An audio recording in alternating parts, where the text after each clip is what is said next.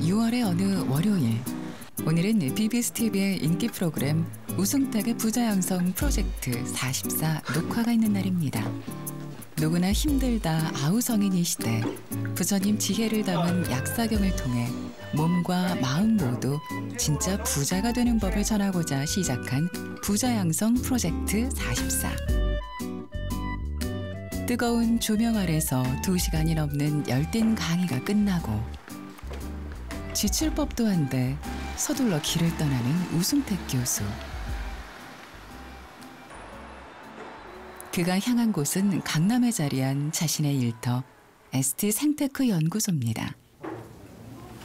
연구소에는 벌써부터 손님들이 와 있는데요. 사뭇 진지한 표정의 사람들. 인도네시아의 불교 성지 보로부두르 순례를 준비하기 위해 모인 예비 참가자들입니다. 사실 우승택 교수는 보로부두르의 중요성을 수차례 방송에서 얘기했는데요. 우리 약사경의 저자이신 역경하신 스님이신 의정 스님께서 여기서 16년간을 계셨습니다. 그러면서 이 보로부두르의 의정 스님이 16년간 계시면서 이 약사경을 이렇게 하셨어요. 동안거 해제하고 나면은 보로부두르 성지 순례를 같이 가고 싶은데, 이번에 보로부두르 가시는데요. 4박 6일 이제 가시잖아요. 4박 6일. 저도 4박 6일은 처음 가봐요. 대부분 그 미용에 놀래가지고 그래갖고 절만하다가 온다. 그래봐야 뭐 무슨 가피가 있겠어요. 방송에서 청취자들과 함께 발언한 보로부두르 성지순례.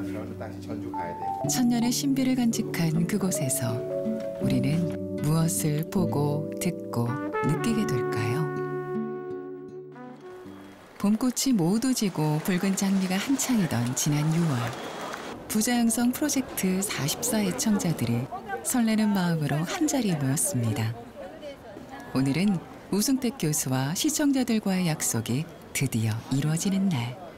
이토록 소중한 만남이 너무나도 고맙고 기뻐서 한 분 한 분 반갑게 인사를 건네는 우 교수입니다. 방송을 통해 맺어진 인연으로 인도네시아까지 함께 떠날 순례 도반들을 다시 한번 꼼꼼히 체크해 보는데요. 아직은 낯설지만 곧 익숙해질 이름들입니다. 이번에 저희가 이제 부자양성 프로젝트 44 교재를 약사경 중에서도 의정 스님 역경본으로 했기 때문에 의정 스님이 좀 오래 계셨던 보로부두르에 대한 얘기를 제가 처음부터 많이 했고, 한번 다음에 성지순례 가자고 약속도 드렸고, 그래서 이제 그런 약속도 좀 지키고 싶었고요. 그리고 가서 제 자신이 보로부두르를 왔다 갔다 하면서 바뀌었던 것처럼 많은 분들이 좀 새로이 바뀌기를 바라고, 한번 우리가 알고 있던 불교에 대해서 전반적으로 체계적으로 공부할 수 있는 교육장소 보로부두르 가고 싶어요. 환한 얼굴에 아이 같은 미소가 떠나지 않는 참가자들. 어떤 기대를 안고 오셨나요? 다른 이 사람들은 그 불교 유적을 때려부시고 야단들인데 거기는 뭘 전하고 있는가? 그것도 좀 뭐하고 성지이고 하기 때문에 한 번은 꼭 가봐야겠고 그래서요. 그냥 여행이 아니고 진짜 말 그대로 수행이라 3박하면서 새벽기도 이렇게 기도한다는 진짜 우 교수님하고 같이 한번 그래서 굉장히 기대하고 있어요. 제가 늘 부족함이 저를 자신을 좀 보지 못하는 거. 그 사님 말씀하실 때 본종부를 본다고 하니까 나의 모습을 좀 보지 않을까, 그런 마음들이 일어나더라고요. 보로부두르의 부처님을 뵙기 위한 순례단의 여정이 시작됐는데요. 인천에서 자카르타까지 7시간, 다시 족자카르타까지 1시간 반을 더 가야 하는 먼 거리. 우리에겐 발리라고 하는 휴양 도시로 더 잘 알려진 인도네시아는 사실 불교 인구가 약 1%밖에 되지 않는 세계 최대 이슬람 국가입니다. 전체 인구의 85%가량이 이슬람 교도들이고 나머지는 힌두교와 기독교인들이 차지하고 있는데요. 보르부드르가 자리하고 있는 족자 카르타도 사정은 비슷합니다. 번영된 도시를 의미하는 족자와 고요하고 평화롭다는 뜻의 카르타가 합쳐진 족자 카르타는 고대 자바의 찬란했던 문화를 간직한 천년 고도로 유네스코 세계 문화유산들이 즐비해 세계인들이 손꼽는 신비로운 고대 도시죠. 순례단이 향하는 곳은 족자 카르타 시내에서 차로 20분 정도 거리에 있는 힌두 사원 프람바난입니다. 순례의 첫 목적지가 힌두 사원인 이유가 궁금해지는데요. 이 프람바난 사원을 다녀가셔야지 힌두교와 불교의 차이점에 대해서 명확하게 아실 수 있어요. 간략하게 얘기하면 힌두교는 우리나라 사상, 우리나라 전통 사상과 똑같다고 보시면 됩니다. 우리 이제 삼신할매가 있잖아요. 삼신할매, 천신, 지신, 인신. 이렇게 해서 이제 삼신할매가 다 우리를 태어나게 했다고 우리 선조들한테 배웠던 것처럼 여기도 이제 윤회의 주체가 있고 그 브라흐만, 비슈누, 시바 이렇게 천지인 삼신이 윤회의 주체가 돼가지고 이제 계속 윤회를 하게 된다. 그런데 우리 부처님은 아니다. 우리가 있다라고 생각하면 윤회의 주체가 있지만 우리가 없다라는 것을 확실히 알게 되면 어느 것도 우리를 막을 수 없다라는 이제 대자유 사상을 실천하신 거죠.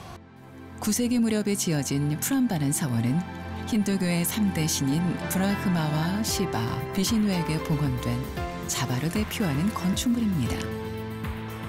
뾰족한 첨탑과 정교하고 섬세한 조각들이 아름답게 조화를 이룬 유네스코 세계 문화유산이기도 한데요. 240여 개의 크고 작은 신전들이 안타깝게도 화산 폭발과 대지진으로 무너진 채 200년이 넘는 세월 동안 폐허 속에 방치되고 말았습니다. 현재 복원된 신전은 겨우 18곳. 나머지 신전들은 여전히 돌무더기로 남아 있습니다.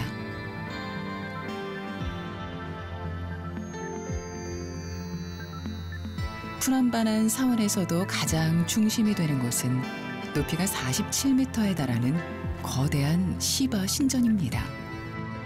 힌두교에서 시바는 파괴의 신인 동시에 새로운 시작을 가능하게 하는 아주 중요한 신인데요. 신전의 바깥 벽면에는 힌두교를 상징하는 여러 조각들이 정교하게 새겨져 있습니다. 힌두 사원 도도에 나와 있는 거는 화엄경의 스토리에 다 등장하는 내용들입니다. 그러니까 법계에 이제 다 실제로 존재하는 모습을 깨달은 각자들이 뭐 힌두교 성자라든지 우리 부처님이라든지 이런 분들이 다 확인하신 내용들이죠. 그런데 이제 부처님과 힌두교의 우리 불교와 힌두교의 차이점은 뭐냐면 이 신의 세계를 우리가 이제 신한테 비는 게 아니라 신한테 우리가 일을 시키는 거죠. 신들도 지금 마땅히 해야 될 일은 어떻게 해야 된다라는 걸 가르쳐 주는 거. 그래서 우리가 수처, 작주, 입처, 계진 어디 가나 주인이 되고 왕이라고 그러고 또 진실 이런 신의 세계까지는 사실이거든요. 근데 불교는 항상 진실을 얘기하기 때문에 이게 그냥 남의 종교 얘기가 아니라 화엄경에 모조리 등장하는 얘기입니다. 신성한 기운이 가득한 시바 신전 내부에는 시바 신과 부인인 두루가, 아들 가네샤, 스승 아가스티아의 상이 모셔져 있는데요. 세상 사람들 마음은 어딜 가나 비슷한가 봅니다. 만지면 총명해진다는 가네샤 상의 코가 반질반질하네요. 근데 비슷한 게 참 많아요. 부정적이고 배타적인 게 있었다고 치면은 여기 와서 보고 느끼고 듣고 이제 조금씩 알아가니까 그런 저의 그런 어떤 벽 같은 게 허물어지고 그냥 감사하게 기도할 수 있고 인정할 수 있고 그런 점이 너무 좋은 것 같습니다. 이타적인 마음으로 타 종교를 바라보지 않고 그들을 이해하고 그 속에서 불교의 의미를 찾아보는 것, 곧 부처님의 가르침이겠지요.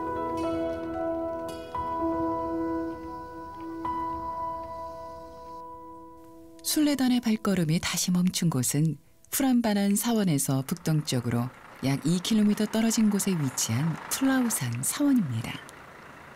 프란바난 사원과 비슷한 시기인 9세기경에 건축됐다고 전해지는 불교 사원인데요. 자연재해와 타종교인의 지배로 인해 심각하게 훼손된 불교 유적 중 한 곳입니다. 남아있는 유물의 정도나 드넓은 사원의 터만으로도 규모가 굉장했음을 짐작해 볼 수 있는데요. 부서지고 망가지긴 했지만 섬세한 조각들 하나하나에 불자들의 정성과 염원이 깃든 곳입니다.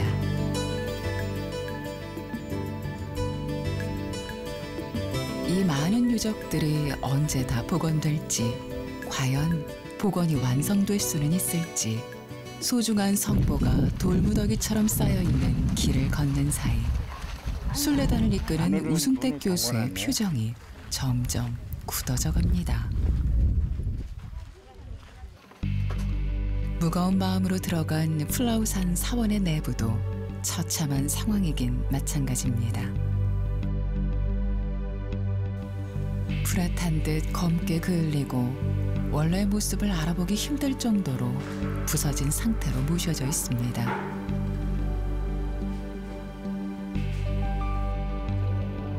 불상은 온데간데 없고 그 자리만이 덩그러니 남았는데요. 부처님들 뵙게 돼서 감사합니다. 감사합니다. 이렇게라도 부처님을 뵐 수 있음에 오히려 감사한 마음입니다.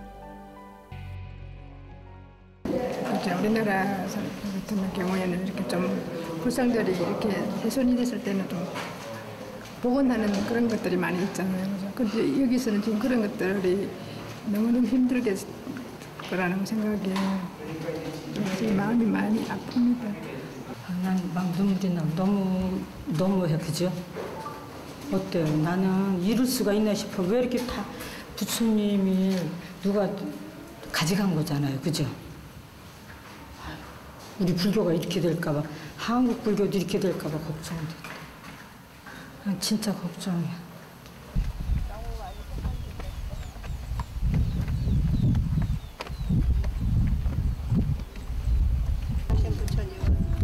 플라우산의 부처님께 향을 올리며 무거운 마음도 조금이나마 덜어봅니다. 화산 폭발과 지진 등의 잦은 자연재해와 네덜란드의 식민 지배까지 순탄치 않은 역사를 지닌 인도네시아. 이곳의 부처님들이 유난히 가슴 아프게 다가오는 건 왕조가 바뀌면서 종교가 다르다는 이유로 식민지 시절 부처님 머리 부분을 기념품으로 가져가기 위해 마구잡이로 불상을 훼손한 인간들의 어리석음 때문입니다. 어찌 보면 인간이 만들고 인간이 저지른 거거든요. 어제 우리 보르부드르 이런 거 보면서 영원한 게 과연 뭐냐 하는 것도 한번 생각해 보고요. 이게 꼭 돌이라는 생각보다는 그냥 저 자신하고 내 주위에 있는 사람들 그런 생각이 들더라고요. 너무 황당하고 비참하고 이렇게 된 것도 다 우리 불자들이 잘못했기 때문에 이렇게 된 것 같는데 이렇게 정말로 잘 살아야 되겠다 싶고 또 언젠가는 여러 사람들 힘으로 저도 마찬가지로 같이 동참해서 복원해야 되겠다 그런 생각을 합니다. 그리고 다시 오겠다 하는 발언을 하고. 우리 몸이 이렇다고 상상을 해보세요. 어떻게는.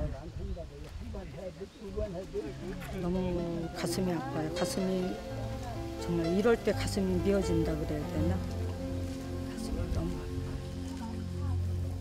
먹먹하고 아픈 가슴을 안고 플라우산 사원과 이별을 고하는 순례단 사람들.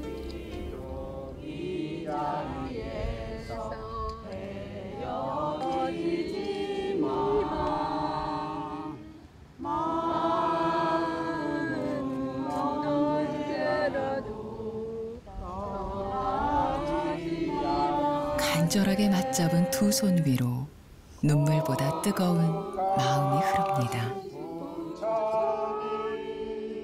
1000년도 더 전 이곳에 절을 짓고 불상을 조성하기 위해 노력했을 자바의 불자들. 얼마나 많은 사람들이 땀을 흘렸을까요? 얼마나 많은 원력과 염원이 이 땅에 스며들었을까요? 부처님을 믿고 따르는 깊은 신심 하나로 머나먼 인도네시아까지 날아온 순례단의 마음에 부처님을 향한 믿음이 사라진 나라의 성지가 어떤 모습인지 절절히 새겨지는 순간입니다.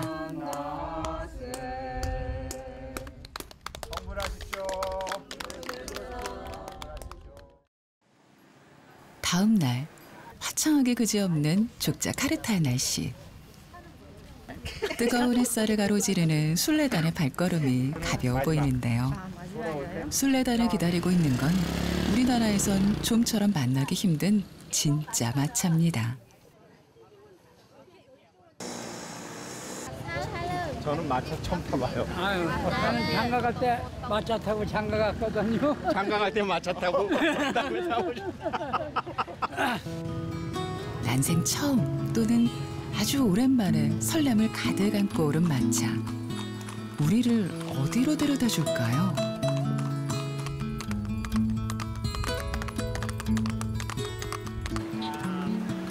따그닥 따그닥 경쾌한 말발굽 소리를 따라 한참을 달려 목적지에 도착을 했는데요.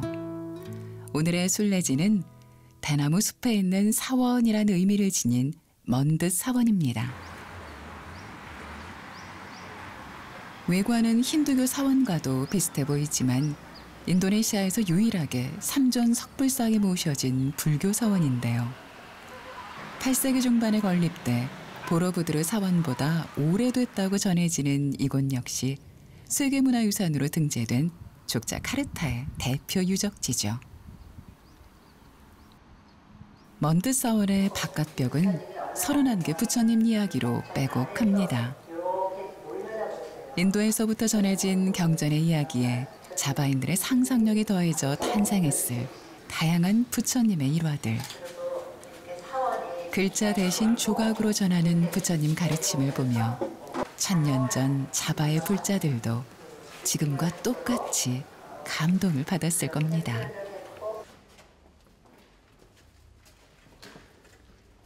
어머니의 자궁을 표현했다는 먼듯 사원의 내부. 이곳에 모셔진 부처님은 특이하게도 가부좌가 아닌 두 다리를 모두 내리고 의자에 앉아있는 모습인데요.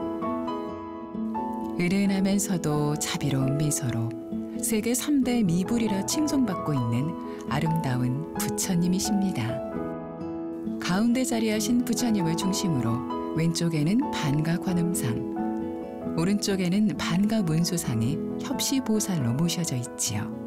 참 이렇게 아름다운 부처님이 이제 파괴되지 않고 잘 지켜준 인도네시아 국민에게 참 감사하죠.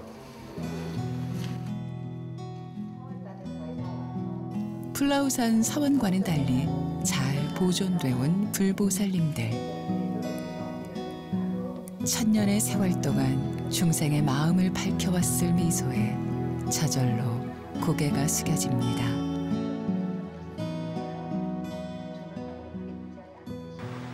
먼듯 사원 가까이에 위치한 먼듯 불교 수도원은 이슬람교가 지배적인 인도네시아에서 보기 드문 현대식 불교 사원입니다. 세계 각국의 불교 유물과 유적을 한자리에 모셨기에 사람들 사이에선 모방 사원이란 별명으로 더 유명한 곳이지요. 여기 한번 입구를 딱 봐보세요. 입구에 있는 게 일단 아쇼카 왕의 석주예요. 그러니까 없어졌던 불교를 다시 부흥시키는 게 아쇼카 왕이기 때문에 아마 부흥시키겠다는 이 스님의 의도도 좀 있으신 것 같고, 그래서 여기 이제 이 한국을 비롯한 중국, 일본, 파키스탄, 방글라데시, 인도 이런 각지에 흩어져 있는 불교 유적 중에서 중요한 거, 우리가 다 아는 내용들을 전부 이렇게 상으로 해놨어요. 우리가 스토리로 알고 있는 모든 것을 이제 다 모셔놔서 불교를 전반적으로 공부하기가 참 좋아서 이제 항상 들립니다. 이제 이제 힌두교랑 이런 데가 많이 믹스되어 있어서 이거 아마 이제 이렇게 우리나라 약간 사천왕처럼 뭐 바람을 수호하고 예 그런 거예요.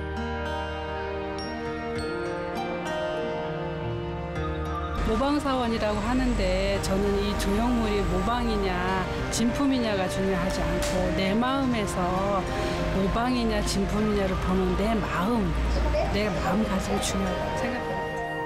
긴 하루를 뒤로 하고 찾아온 족자 카르타의 밤. 그런데 갑자기 창밖으로 비가 내리기 시작했습니다. 내일은 손꼽아 기다리던 보로부드르의 일출을 보러 가는 날이라 더 걱정입니다. 오늘 지금 오기 때문에 내가 지금 비만. 그래서 일출을 볼 수 있을 것 같다는 내가 믿습니다. 걱정에 앞서는 우승택 교수. 내일 아침에는 비가 그쳐줄까요?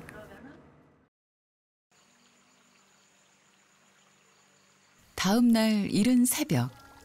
자비하시 불보살님의 보살핌 덕분인지 다행히도 비가 그쳤습니다.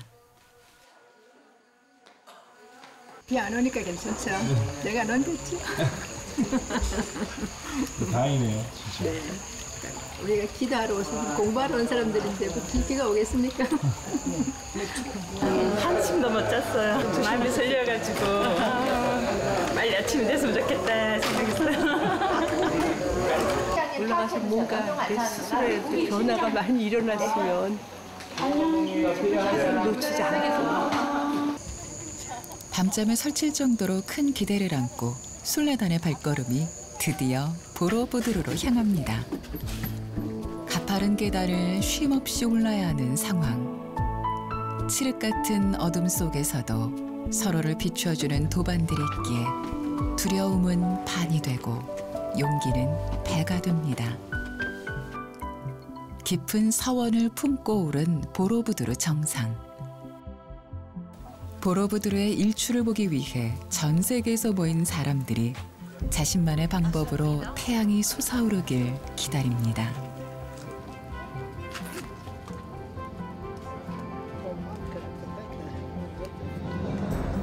마음속으로 무수히 연부를 되뇌고 작은 불빛의 의지에 경전을 읽고 고요히 참선을 하면서 보로부드르와의 첫 만남을 준비하는 순례자들. 드디어 불의 고리, 불의 신이라 불리는 메라피 화산 너머로 웅장한 태양이 떠오릅니다.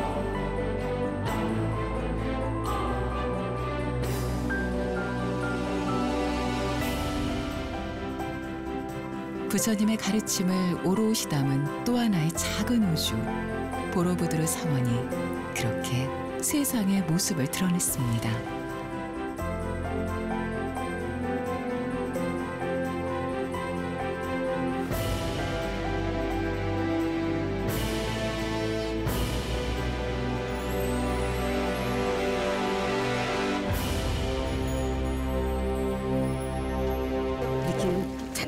잔잔한 호수에 앉은 그런 느낌이었어요.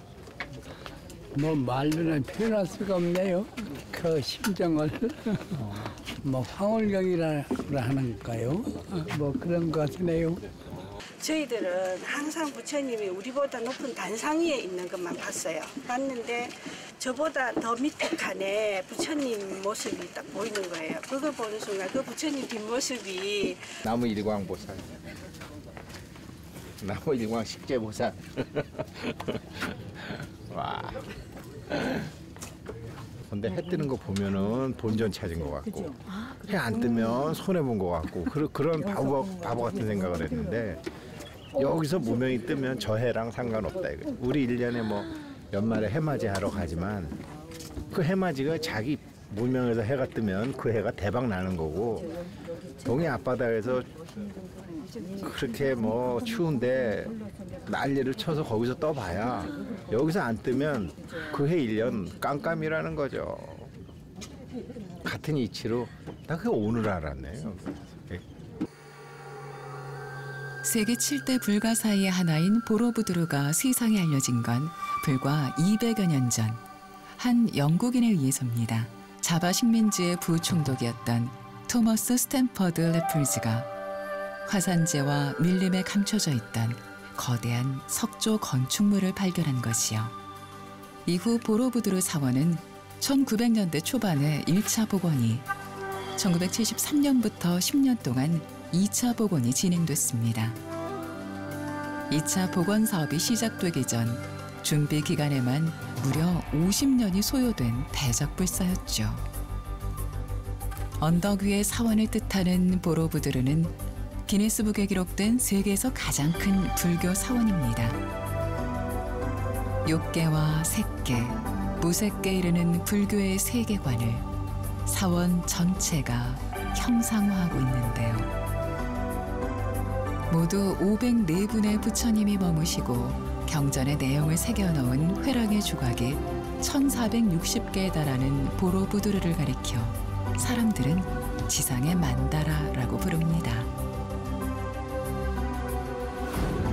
보로부두르 사원의 여러 특징들 중에서도 돋보이는 부분은 72분의 서가모니 부처님과 64분의 비로자나 부처님, 그리고 동서남북 방향에 따라 각각 92분씩 다른 손 모양을 한 부처님들을 한 자리에서 만날 수 있다는 점입니다. 그리고 또 하나, 보로부두르를 이루는 큰 축은 기단부터 제4회랑까지 5km에 걸쳐 매우 정교하게 새겨진 부조들입니다.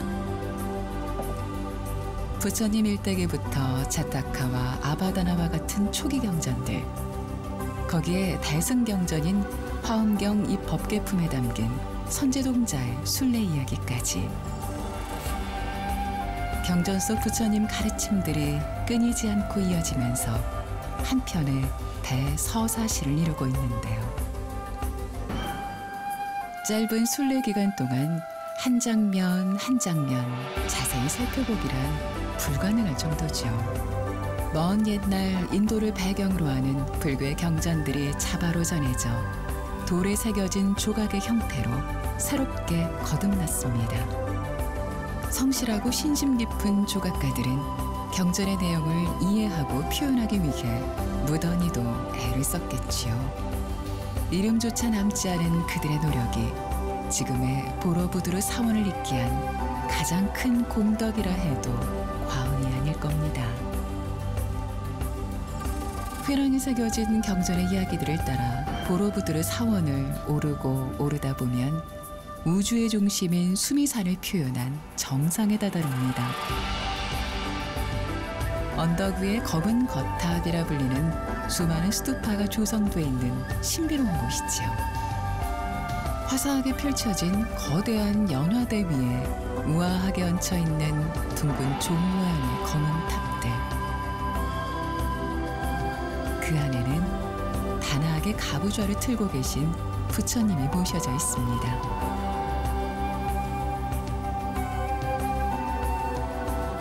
그런가 하면 복원 과정에서 일부러 탑신을 덮지 않은 종탑도 있습니다. 덕분에 순례자들은 온화한 미소를 머금은 채 선정에 들어있는 듯한 부처님 모습을 보다 가까이에서 볼 수 있죠. 이번엔 보로부두르의 가장 아래에 위치한 기단 부분을 살펴볼까요? 이곳은 대부분이 땅에 묻혀 있는 숨겨진 기단으로 극히 일부만이 모습을 드러내고 있는데요. 우리 중생들의 희노애락과 인과응보에 대한 이야기를 묘사하고 있습니다.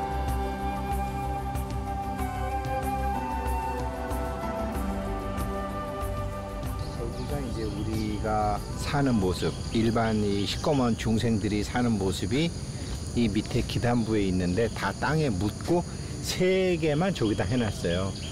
그래서 여기 중생의 우리의 일반적인 삶으로 해서 두 번째가 천신들의 세계의 신들의 세계로 가고 세 번째에 드디어 부처님의 일대기가 나오고 그러면서 이제 부처님이 존재의 실상에 대해서 아시고 그 존재의 실상을 아시기 위해서 53 선지식을 찾아다니는 게 4층하고 5층에 있고 그 다음에 우리가 이제 보현행원품 노래 많이 하지만 6층에 드디어 이제 그 보현행원품 법화경이나 화엄경 제일 뒤에 나오는 우리가 보현행원이 있고 그 다음에 7층에는 신이건 뭐건 아무것도 없는 좀 이제 그런 존재로 돼 있고 여기서부터 해서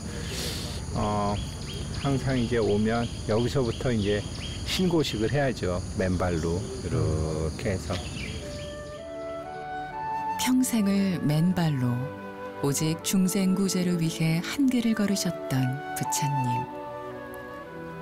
그 위대하신 전법과 교화의 발자취를 이곳 보로부드르에서 다시금 생각해보는 시간. 순례단 일행도 모두 맨발이 되어 온몸으로 온 마음으로 천천히 부처님의 따스한 온기를 발끝에서부터 느껴봅니다. 작은 호흡 하나, 사소한 행동 하나, 순간순간 일어났다 사라지는 생각 하나까지 늘 살피고 보듬으며 항상 깨어있으라 하신 부처님의 가르침이 손끝을 따라 새겨지는 듯합니다. 발에 닿는 감촉을 계속 느끼면서 돌다가 무엇인가 이것이 무엇인가 보고 듣고 말하고 생각하는 음식은 이것이 무엇인가 그런 화두가 갑자기 떠올라서 삥 돌았는데 자연하고 내가 하나가 되는 게 이런 축복이구나 그런 생각이 듭니다. 좋습니다. 행복합니다.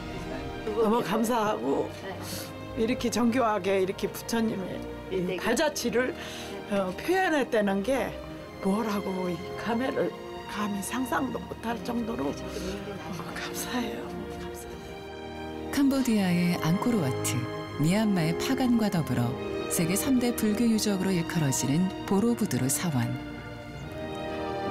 새벽 일출로 시작해 직접 보고 듣고 느낀 벅찬 감동은 이 아름다운 풍경과 함께 오래도록 기억되겠지요.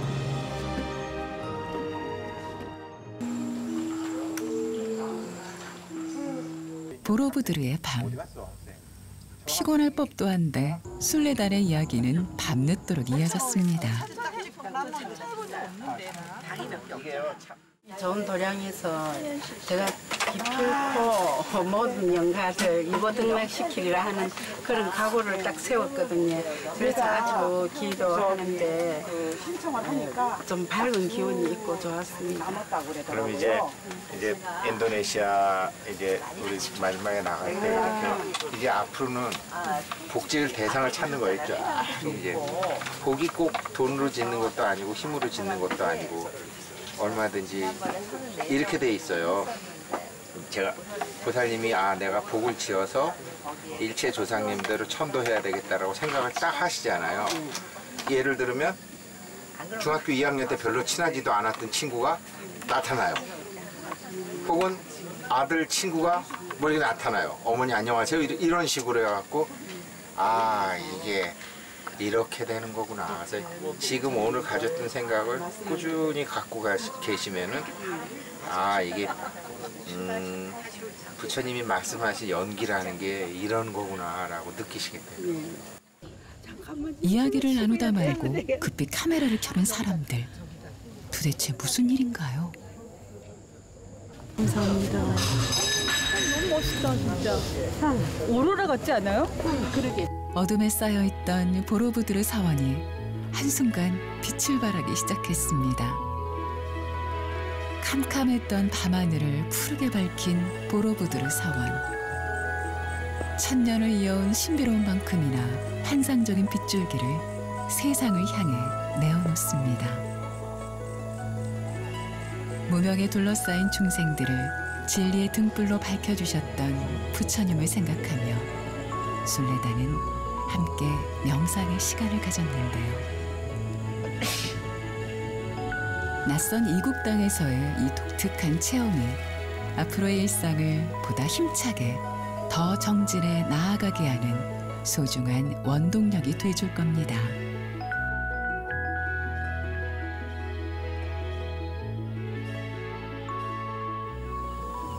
오늘 없어진 것 같아. 감각이 없어. 그렇게 되는 거예요. 감각이 없어. 그냥 그게 이제 그게 뭐라고 말을 할 수가 없이. 그게 이제 이 내면의 우리와 이제 이게 통하는 거죠.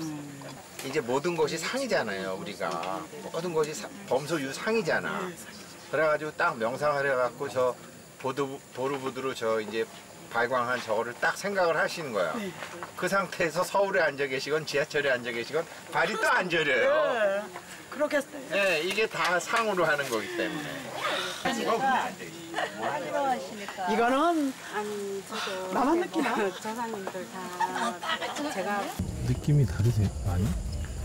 아니에요. 처음부터 5번째까지는 그게 그거였어요. 왜 그러냐면 내 마음에 원하는 상을 갖고 있었기 때문에 나머지는 보배가 와도 다 놓쳤었어요. 근데 어느 때부턴가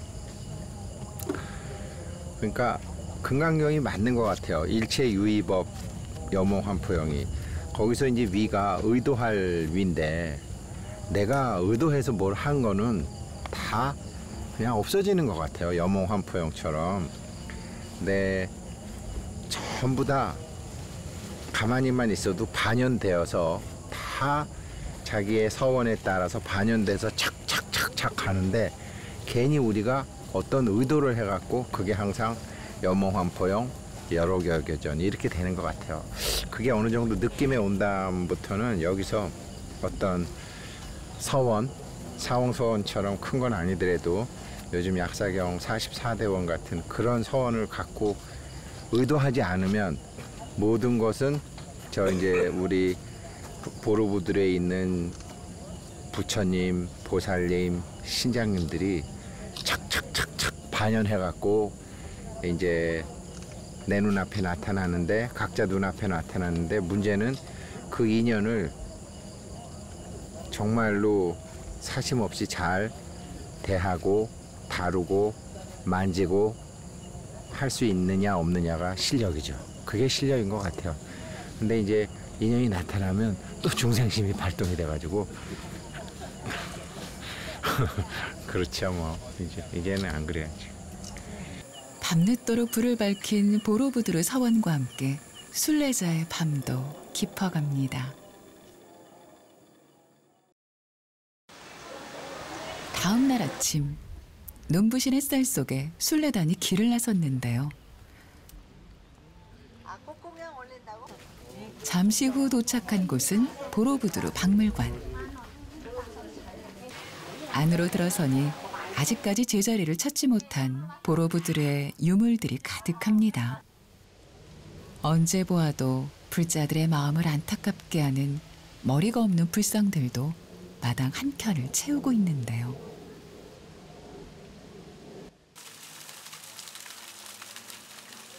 보로부드르 박물관을 둘러보던 사람이라면 누구나 발걸음을 멈추고 시선을 뺏기는 부처님이 한 분 계십니다. 미완성 부처라 불리는 고혹적인 불상인데요. 보로부드르 사원 최정상에 위치해 있는 대탑에서 모셔왔다고 전하는데 발굴에 대한 보고서가 존재하지 않아 정확한 사실 여부는 확인할 길이 없습니다. 항마 촉지인을 하고 있는 이 부처님을 두고 전문가들은 전체적으로 완성이 되지 못한 상태라 판단하고 있는데요. 그래서 정확한 호칭 대신 미완성 부처라 칭하고 있습니다. 오늘 박물관을 찾은 순례단의 목적도 바로 이 미완성 부처님을 뵙는 것입니다. 한 사람 한 사람 차례대로 부처님을 목욕시켜드리는 손길에 정성이 묻어나고 현지에서 구한 음식들로 부처님 전에 올린 공양에서도 정갈함이 배어납니다.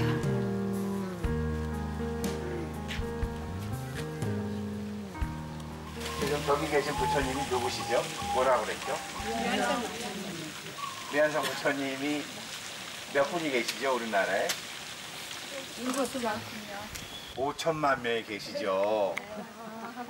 여기 돌로 된 미완성 부처님한테만 우리가 육복공양을 올릴 게 아니라 당장 고개만 돌리면 있는 저 미완성 부처들, 한숨만 나오는 부처들한테도 어떨 때는 부드러운 말로 향공양도 하고 어떨 때는 곡차나 커피를 사줘서 다공양도 하고 한번 그렇게라도 우리가 한번 해봐야 되겠다. 그러면은 벌써 그만큼 눈이 밝아진 거죠. 그쵸? 저도 이제 그런 결심을 요번에서야 와서 하게 됐습니다. 인도네시아 족자 카르타까지 먼 길 마다 안고 달려온 한국의 불자들에게 보로부두르에서 만난 미완성 부처님은 그렇게 마지막 법문을 들려주셨습니다. 매일매일 반복되는 일상 속에서 마주하는 사람들, 사랑하는 가족과 친구, 동료들은 물론이고 때로는 그저 스쳐 지나기도 하고 때로는 미워하기도 하고 때로는 원망하기도 하는 그 사람들이 바로 미완성 부처라고요. 지금은 비록 중생의 마음으로 살고 있을지라도 그 마음 한 자락 돌리면 우리 모두가 부처임을 바로 알라고. 그러니 당장 이 순간부터 부처로 살아가라고 말입니다. 방송이라는 인연으로 맺어져 함께 공부하는 도반으로서 그리고 약사경을 번역하신 의정 스님이 16년을 머무셨던 이곳 보로부두르에서 부처님의 참된 제자로 살아가고자 하는 순례단의 서원은 점점 더 깊어지고 넓어져 갑니다. 누구나 마음속에 품고 있는 나만의 부처님을 찾는 일은 순례가 끝나더라도 계속될 겁니다. 다사다난한 우리의 삶 자체가 곧 순례의 길이고 부처님의 길이니까요.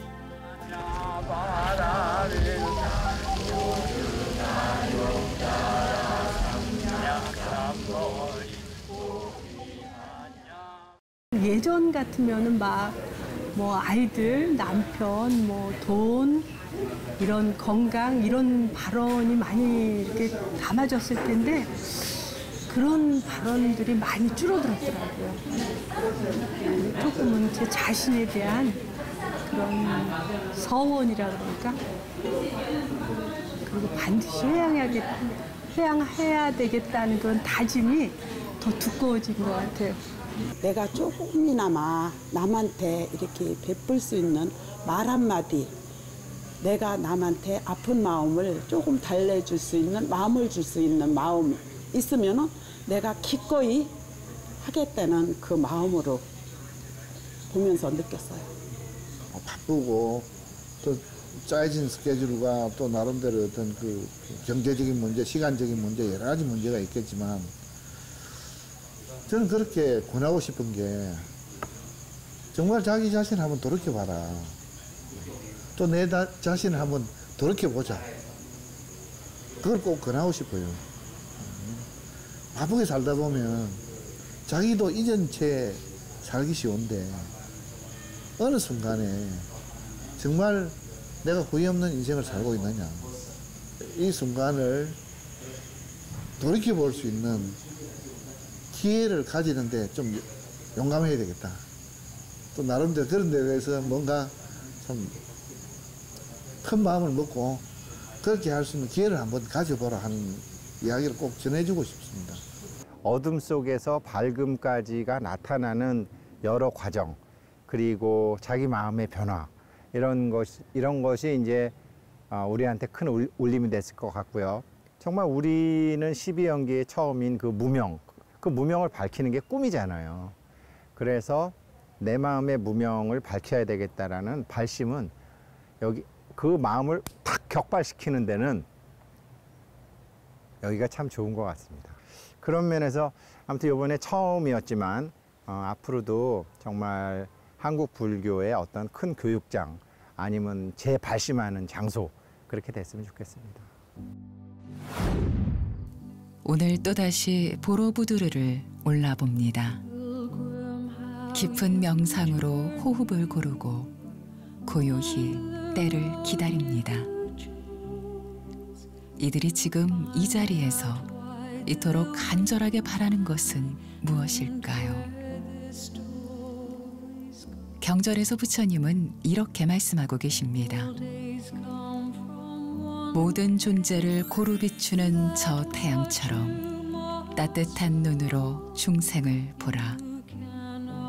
그대 마음 바다처럼 넓어져 그 공덕 헤아릴 수 없으리라. 우리 모두가 이미 깨달은 존재, 부처임을 상징하며 천년을 이어온 지상의 만다라 보로부드르처럼 신비로운 우리의 삶 또한 계속될 것입니다. 어제보다 찬란하고 오늘보다 희망찬 날들을 이어가면서 말입니다.